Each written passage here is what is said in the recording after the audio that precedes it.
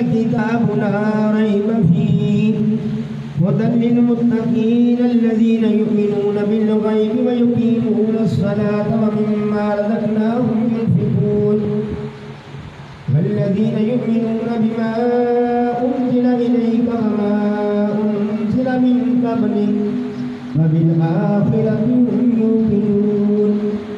أولئك على هدى من ربهم وأولئك هم المفلحون وإلهكم إله واحد